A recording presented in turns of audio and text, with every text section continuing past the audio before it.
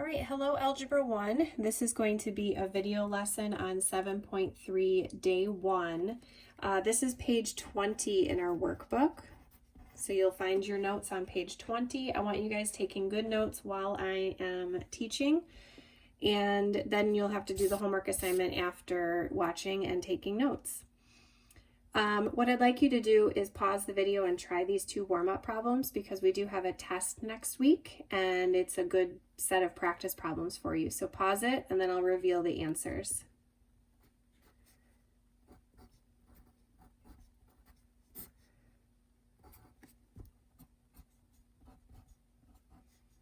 All right, here are the answers. I'm not going to go through the details of those two problems in this video, but we can certainly talk about it in class. If you just let me know that you want me to go over them, I certainly can. All right, so some new vocabulary for 7.3, rational exponents. Well, the first 5 letters of the word rational is ratio, and that means fraction. So rational exponents are exponents that are fractions or decimals that terminate or repeat. Use your calculator to evaluate each expression. So what I'm going to do is show you how to type these in the calculator. What you're going to want to do is use parentheses around your exponent. So when you have 16 to the 1/2 power, you're going to type 16, and then you're going to use your exponent button, which on the graphing calculator is here. If you have a scientific calculator, just look for the caret button. And then you're going to open parentheses and do 1 divided by 2. Because 1 divided by 2 is easily changed into 0.5, you could type it as 0.5 as well. And that gets us 4. 9 to the 1/2 gets us 3. 64 to the 1/2 gets us 8. Okay. Now, what do you notice about these numbers? I wish we were in class because I would ask you guys, what's the connection between the number 16 and the number 4? What's the connection between 9 and 3? What's the connection between 64 and 8? And some of you may have noticed that the square root of 16 is 4. That's because 4 times 4 equals 16. Over here, the square root of 9 is 3, and that's because 3 times 3 is 9. Over here, the square root of 64 is 8, and that's because 8 times 8 is 64. So we're going to be talking about square roots today. And not just square roots, but we're going to be talking about other roots as well as we move into Thursday as well. So what we need to learn from here is that another way to write a square root is using the 1/2 power. So any number to the 1/2 power is the exact same thing as taking the square root of that number. Okay? 64 to the 1/2 is the exact same thing as the square root of 64. It doesn't matter which way you write it, you're going to get the same answer. So that's what this is telling us here. You can take a number and raise it to the 1/2, or you can square root it, and you're going to get the same thing. So it doesn't want us to solve here, but it wants us to write each expression in radical form. What you need to know is that radical, let's write this down in our notes, radical is a root. And I'm not going to put square root because we are going to be talking about cube roots and fourth roots real soon, not just square roots, okay? But when you see the word radical, it should be a square root or a cube root or a fourth root, okay? Something similar to that. So if we were to take 81 to the 1/2 power, that would be the same as writing it as the square root of 81, which I'll go ahead and say, as we know, is 9. Okay, the answer is officially this though, because they wanted us to rewrite it in radical form. Now this one has parentheses, but as we know with our exponent rules, this 1/2 has to be applied to the 6 and the a. So if I'm rewriting it in radical form, everything inside the parentheses goes underneath the radical. So we get the square root of 6a. Okay, now over in part C, we have a number and a letter this time, but we don't have the parentheses that we had for part B. So that means that the 1/2 is only applied to the B and not the 25, which means if I'm going to rewrite it in radical form, the 25 does not go under the radical, but the B does, because the 1/2 only applies to the B, because this time there is not parentheses. If there were parentheses, the 1/2 would be applied to everything. So be very careful with the difference between these two types of problems. All right, example 2, write each radical in exponent form. So now we're going to go in the opposite direction. Do not type this in your calculator, that's not the goal. We want to rewrite it in exponent form. So we can take the square root of 38, or we can do 38 to the 1/2 power. Make sure you're making the 1/2 look like an exponent. I always remember from years past on quizzes and tests that have this type of answer, some students write the 1/2 bigger and they make it look like a big number and not an exponent, and I have to take points off. So make sure the 1/2 looks like an exponent. Over here, because the 5 and the x are both underneath the radical, I need to put the 5 and the x inside the parentheses and then raise all of that to the 1/2 power. Because since everything's underneath, everything needs to be raised to the 1/2 power. So make sure you have parentheses for example 2b. Okay? All right, moving on. Towards the bottom, we have the n root. That means that you can change the index of the radical. Now let me slide this back up. I didn't point this out over here. This is some new vocabulary off to the side of your paper. This little number tucked in the root is called the index of the root. When we have a square root, we don't say it, but the index is actually 2. So the index for a square root is 2. So we don't ever write it, like over here, every time I wrote a square root, I didn't write the little 2, but it's assumed that it's there. So if they change it to a 3, that means it's a cube root. If they change it to a 4, that means it's a 4th root, etc. But what you need to know is that little number is called the index. Okay? So if you change the index, you change the denominator of the fraction. So I'm going to give you a rule right here. If we have a to the n equals b, then I can say the nth root of b equals a. Okay, we might need this rule we might have to come back to this rule to remember where does the a go, where does the n go, and where does the b go. Okay? All right, so let's simplify these. What I can do here is just type it in my calculator. So I'm going to show you how to find the 4th root in your calculator. Okay? If you have a graphing calculator here, what you're going to do is press your math key, which is on the left side of the calculator underneath the second and alpha key. It's the math key. Okay? And you'll notice option 4 is a cube root and option 5 is any other number because they have an x there. Okay?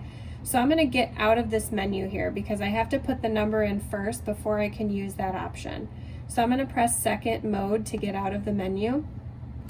I'm going to then press my index first. So type index first, which is a 4. Then press your math key and you want option 5. Just like that. And see, the calculator for me, it automatically turns that 4 into a teeny tiny index of 4. Then I can put the 256 in and we get 4. Now, if you have a scientific calculator, I don't have one of those with me right now, but we can certainly go over how to type it in. The scientific calculators do have the same option. You just have to find the right button. I know the button's on there, I just don't have it in front of me right now. So let's go ahead and try typing this one. You would type the 5 first, then press your math key, go to option 5, it turns it into an index, and then you can press 32 and it'll give you a final answer. Okay? Now, using this rule up here, we can use our answer to convert it. So this is because, so the 4th root of 256 equals 4 because 4 to the 4th power equals 256. So I take my answer over here and I say 4 to the 4th power, which was the index, equals 256.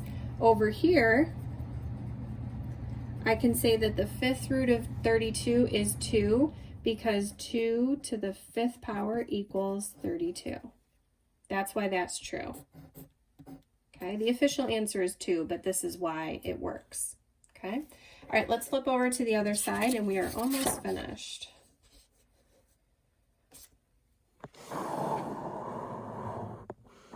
All right, example 4. Combine the two ideas from the previous page to simplify these problems. Okay, so what I want to do first is show you how to type the exponent into your calculator. We've already done this with a 1/2 power, so we just have to do it with a 1/3 power. So type the base, press your caret key, open parentheses, and do 1 divided by 3. And we get 11, okay? But now why is that true? Well, that's because the 3 here is the index on my root. The big number, the 1331, is inside the root, and that becomes 11. Okay, that's why that's true. Oops. All right, let's try the next one. So again, I'm going to type this in my calculator, 2401, and raise it to the 1/4 power. And I get 7. So I'm going to say that's equal to 7. And that's because I can say the 4th root of 2401 equals 7. Okay, so the 1/3 power becomes the cube root. The 1/4 power becomes the 4th root.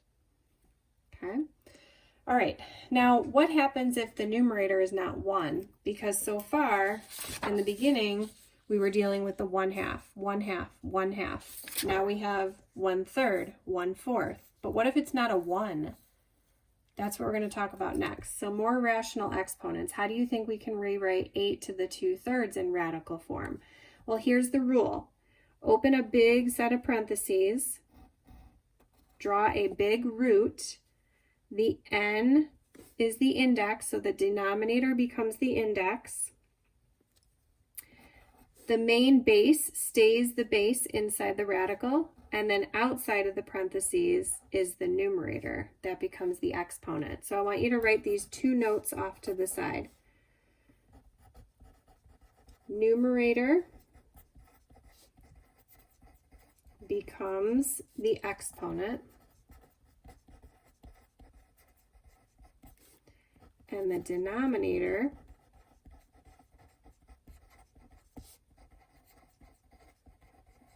becomes the index.